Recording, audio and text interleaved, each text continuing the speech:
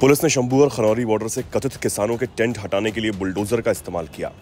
कई किसानों को हिरासत में भी लिया गया। अब कोई नहीं बोलेगा कि केजरीवाल हिटलर हैं, ये किसानों पर अन्याय कर रहा है। पंजाब में किसान आंदोलन सफल हो गया। केजरीवाल की सरकार हर एक किसान को पकड़ पकड़ कर एमएसपी दे रही है। किसान भाई बोल रहे हैं अब और नहीं लेनी लेकिन नहीं। पुलिस पूरी कोशिश में लगी है कि सबको घेर कर पकड़ा जा रहा है ताकि सबको पूरी एमएसपी मिले, साथ में बोनस भी। पुलिस में इतनी एमएसपी दे दी है कि किसान अपना सामान शंभू बॉर्डर पर ही भूल गए, जो कि पंजाब पुलिस को उतार कर फेंकना पड़ रहा है। पंजाब पुलिस ने बुधवार की रात बड़ा एक्शन लेते हुए 13 महीने बाद शंभू और खनौरी बॉर्डर से किसानों को हटा दिया। पुलिस ने किसानों के शेड और मंच बुलडोजर से साफ कर दिए। किसान नेता जगजीत सिंह डल्लेवाल और सरवन सिंह पंढेर समेत 200 से ज्यादा आंदोलनकारी किसानों को हिरासत में ले लिया गया है। बता दें कि पुलिस का एक्शन बुधवार देर शाम से हुआ और अब पुलिस ने लगभग सारा रोड क्लियर कर दिया। वहीं हरियाणा की तरफ से भी बॉर्डर खोलने का काम शुरू हो चुका है।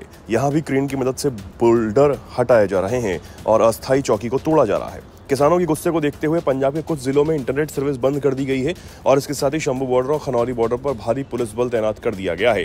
दोनों ही जगहों पर एम्बुलेंस, बसें, फायर ब्रिगेड की गाड़ियों की तैनाती कर दी गई है। पटियाला रेंज के डीआईजी मनदीप सिंह संधू इस ऑपरेशन को लीड कर रहे हैं। दोनों ही बॉर्डर पर करीब 3000 पुलिसकर्मियों की तैनाती की गई है। इन दोनों जगहों पर किसान पिछले 13 फरवरी 2024 से प्रदर्शन कर रहे थे। किसानों ने यहां पर रहने के लिए पक्के टेंट और ठिकाने बना लिए थे, जिन्हें पुलिस ने हटा दिया। बता दें कि बुधवार की देर शाम पुलिस का एक्शन शुरू होने के बाद सबसे पहले किसानों को वहां से हटाया गया। किसानों के बसों में भरकर ले जाया गया और उसके बाद पुलिस ने वहां पर बने सारे टेंट तोड़ दिए। मान सरकार के पुलिस को साफ निर्देश है कि शंभू बॉर्डर क्लियर होना चाहिए और हर हाल में हाईवे खुलना चाहिए। यही वजह है कि पुलिस पूरी रात मशक्कत करती रही। वहीं पंजाब पुलिस की इस कार्रवाई से किसान नेता गुस्से में हैं और उन्होंने इस एक्शन का जवाब देने का ऐलान कर लिया है। वहीं राज्य के पूर्व मुख्यमंत्री और जालंधर से कांग्रेस सांसद चरणजीत सिंह चन्नी ने कहा कि सीएम भगवंत मान दिल्ली गए और वहां जाकर उन्होंने केंद्रीय गृह मंत्री अमित शाह से मुलाकात की। फिर उसके बाद पंजाब में किसान आंदोलन को खत्म करने के लिए बड़ी साजिश की गई। पंजाब के तमाम बड़े किसान नेताओं को पकड़ लिया गया।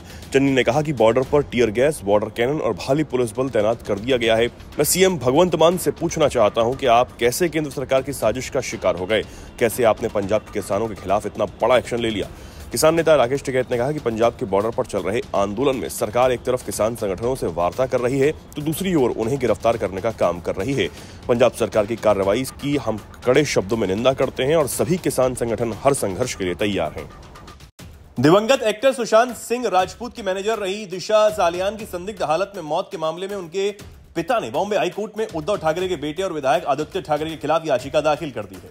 दिशा सालियान के पिता सतीश सालियान ने आदित्य ठाकरे, मुंबई की पूर्व मेयर किशोरी पेडनेकर समेत अन्य पर केस दर्ज करने की मांग की। इसके साथ ही सतीश सालियान ने हाईकोर्ट से यह मांग की है कि दिशा सालियान की संदिग्ध हालत में मौत की सीबीआई से जांच कराई जाए।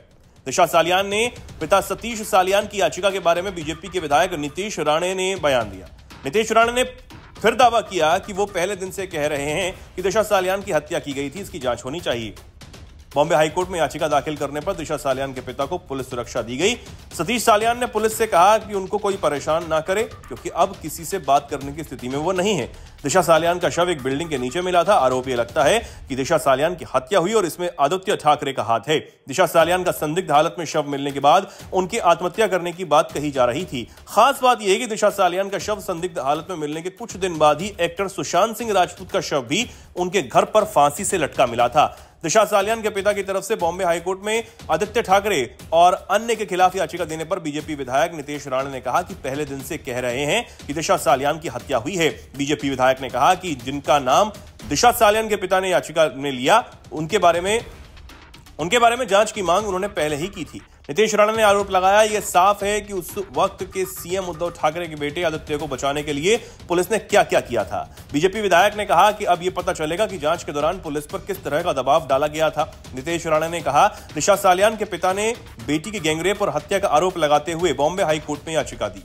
आपको बताते चले कि महाराष्ट्र के नागपुर में सोमवार की हुई हिंसा को लेकर मुख्यमंत्री देवेंद्र फडणवीस ने एक बार फिर से बयान दिया। उन्होंने कहा कि हिंसा का एक भी आरोपी नहीं बचेगा।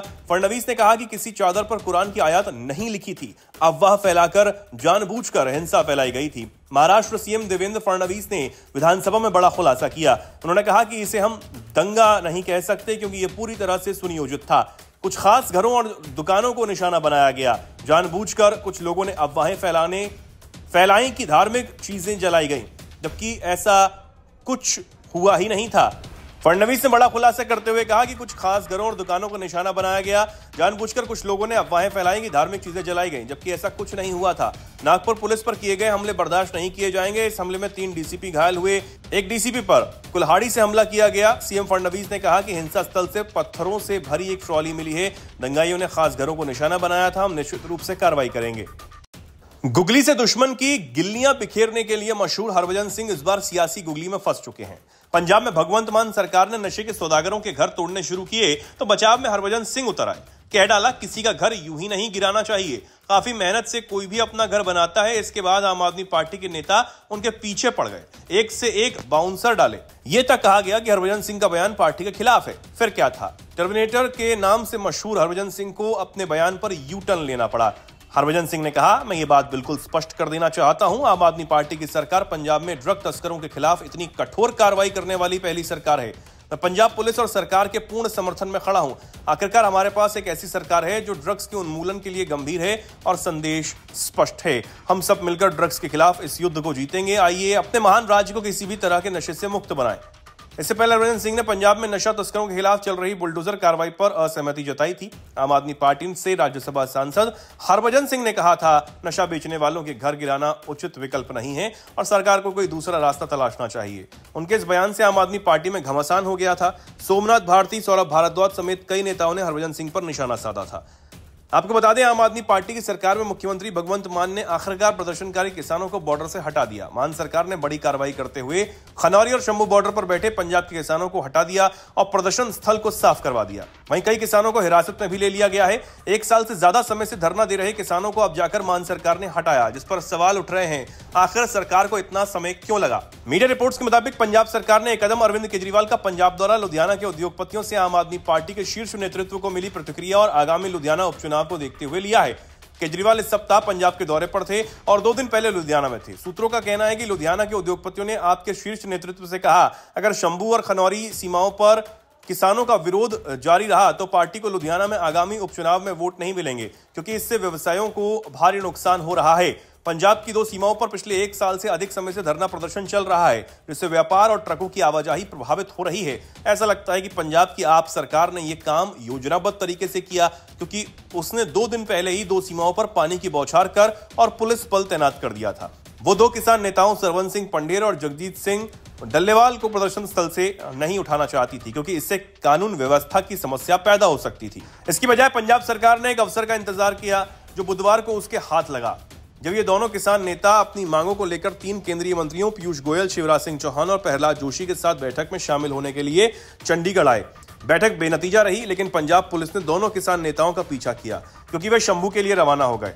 शंभू पहुंचने से पहले ही पंजाब की सीमा में प्रवेश करते ही उन्हें हिरासत में ले लिया गया। कांग्रेस और भाजपा दोनों ही भगवंत मान सरकार द्वारा उठाए गए कदम की आलोचना करते हुए कहा, पंजाब सरकार ने किसानों को धोखा दिया और उनके साथ धोखा किया।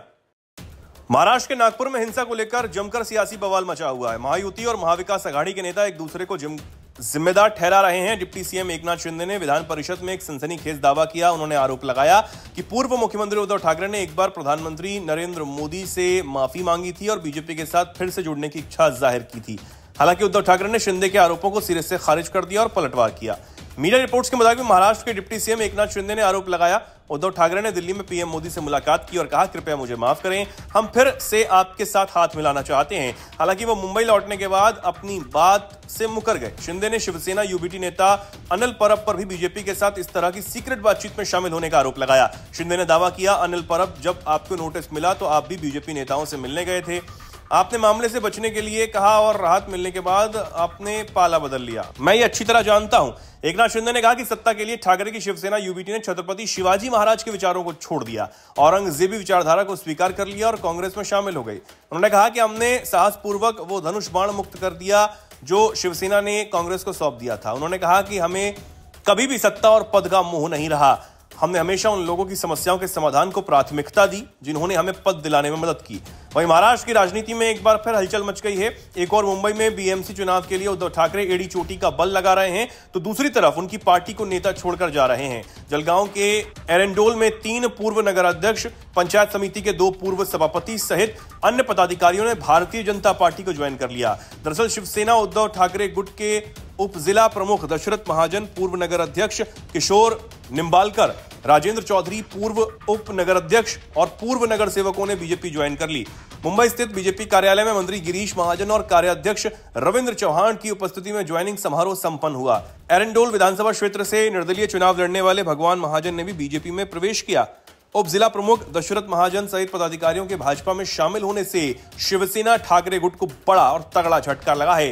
विधानसभा चुनावों के बाद ठाकरे गुट के कई प्रमुख पदाधिकारियों के बीजेपी में शामिल होने से ताल्लुक में राजनीतिक समीकरण बदल गए हैं। स्थानीय स्वराज संस्थाओं के चुनावों की पृष्ठभूमि में इस प्रवेश को काफी महत्व दिया जा रहा है।